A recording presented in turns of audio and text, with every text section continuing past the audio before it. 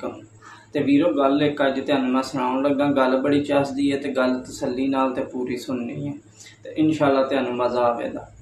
एक राजे का दरबार हुंदा है, दरबार लगा हुंदा, दरबार विच एक बंदा हुंदा, कहंदा राजा साहब मैनू तुसीं ना नौकरी दिओ, मैं बेरोज़गार हाँ। राजा साहब कहन लगे ठीक है तुहानू नौकरी मिलेगी, लेकिन तुसीं काहदे च माहिर हो, कोई तुहाडी खसूसीयत होवे, कोई खास गल होवे, असीं तुहानू नौकरी दिंदे हां। बाकी वज़ीरां भी कहा जी बिल्कुल ठीक गल है। वो कहन लगा जी मेरे च ये खसीयत है, मैं बंदा जानवर या कोई भी चीज़ वेखां तो उनके बारे दसना, ये खास है, आम है या खानदानी है, नस्ली है या नहीं। तो बादशाह सोचा बंदा तो कम दा, चलो इनू रख लैने तो फिर वेने अपनी गल च किन्ना कुछ सच्चा। वो बादशाह का जिहड़ा घोड़ियां वाला फार्म हुंदा, स्तबल हुंदा, उनदा इंचार्ज उन्हें बना दिंदा। तो एक दिन घूमता फिरदा बादशाह जो उत्थे जांदा है, नाल वो भी हुंदा, उन्होंने स्तबल विखांदा हुंदा ते एक घोड़ी हुंदी है। तो बादशाह आंदा है ना मेरी बड़ी खास घोड़ी। उन्हें कहा तुहाडी तो खास है पर उंज खास है कोई नहीं, ये खानदानी कोई नहीं रहा। बादशाह नूं बड़ा गुस्सा आंदा। बादशाह आंदा चलो इहदी तहकीक कराने। वो करदियां करांदियां उंदा अग्गा पिछा सारा पता करवांदा है।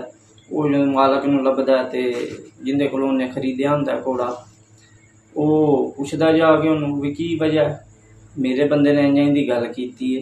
वो आंदा जी बिल्कुल उन्हें सही गल कीती है, घोड़ी ने जदों बच्चा दिता सी ते घोड़ी गई सी मार, ठीक है। उस तो पिछे साडे कोल गां सी, असीं इहनूं गां दा दुध पा के पिया के ते फिर इहनूं वड्डा कीता, ठीक है। वो बंदा तुहाडा ठीक कहंदा। बादशाह जब महल च वापस आया तो बादशाह ने उन्होंने सद्या, उन्हें कहा हाँ बई तू दस तेनों किवें पता चलिया कि ये घोड़ी नस्ली ने। तो कहन लगा भी मैनू इंज पता लग्या कि जदों घाह खांदी सी ते सिर नीवीं रखदी सी, ते जिहड़े नस्ली ते खानदानी घोड़े हुंदे ने ना, वो थल्लों घाह फड़दे ने सिर उच्चा करके ते फिर उन्होंने चबा के खा के ते फिर नीवां सिर लैके जांदे ने। ये सिर थल्ले सट्टी रखदा ही मैं कि खानदानी। बादशाह बड़ा राजी हुंदा उंदे ज़हन दे उत्ते, आंदा बड़ा भी बंदे दा कमाल हुनर है।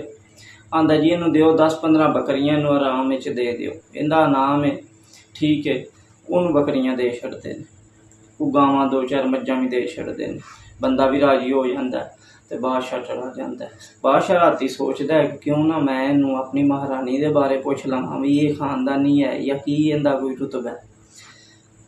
वो बंदे नूं सद्दा कहंदा तेरा जिहड़ा अपनी मेरी बेगम है रानी है इहदे बारे की ख्याल है। उन्हें कहा जी जान दी मान पावां तो फिर ये गल कर सकना। उन्हें कहा जी तुहानूं जान दी मान है। उन्हें कहा जी खानदानी कोई नहीं। लो जी वो फिर उन्हें तहकीक करवानी शुरू कर दी। वो अपनी सस कोल गया, उन्हें बड़ा उरां परां कीता, लेकिन उन्हें आखिर च सच दस दिता कि तुहाडा वालद ते मेरा खामन ये दोवें दोस्त सन, साडे वाल बेटी हुई सी ते इधर तू होया सन, ते लादा उन्हें उदों ही रिश्ता आपस में कर दिता।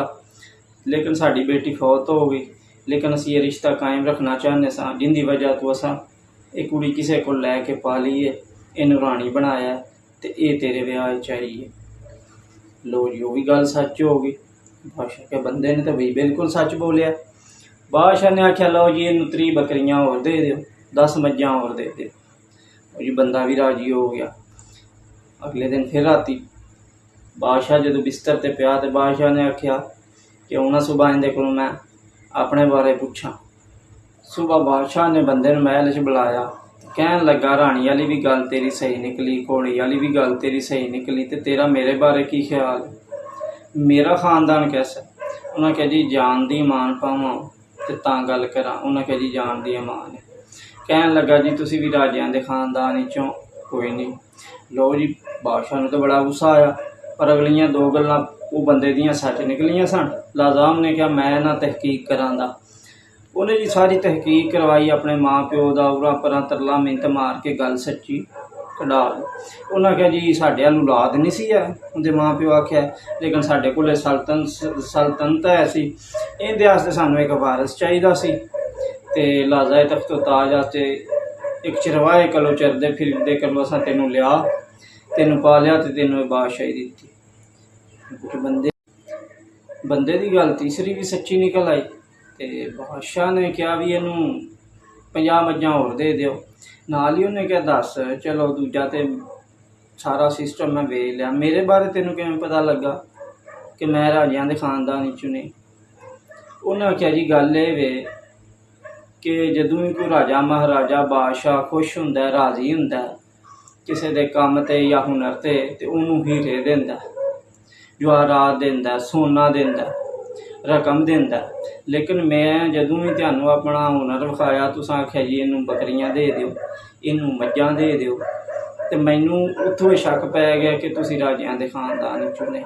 ਗੱਲ ਕਰਨ ਦਾ ਇਹ ਮਕਸਦ ਹੈ ਕਿ ਕੰਮ ਔਰ ਉਹਨਾਂ ਤੋਂ ਬੰਦਾ ਸਿਆਣਿਆ ਜਾਂਦਾ ਕਿ ਨਸਲੀ ਹੈ, ਖਾਨਦਾਨੀ ਹੈ ਜਾਂ ਨਹੀਂ। ਅਤੇ ਉਮੀਦ ਕਰਨਾ ਤੁਹਾਨੂੰ ਗੱਲ ਦੀ ਚੱਸ ਆਈ ਹੋਵੇਗੀ। ਅਤੇ ਪੇਜ ਸਾਡੇ ਨੂੰ ਫਾਲੋ ਕਰੋ ਅਤੇ ਵੀਡੀਓ ਨੂੰ ਸ਼ੇਅਰ ਕਰੋ। ਅੱਲਾ ਹਾਫਿਜ਼, ਰੱਬ ਰੱਖ।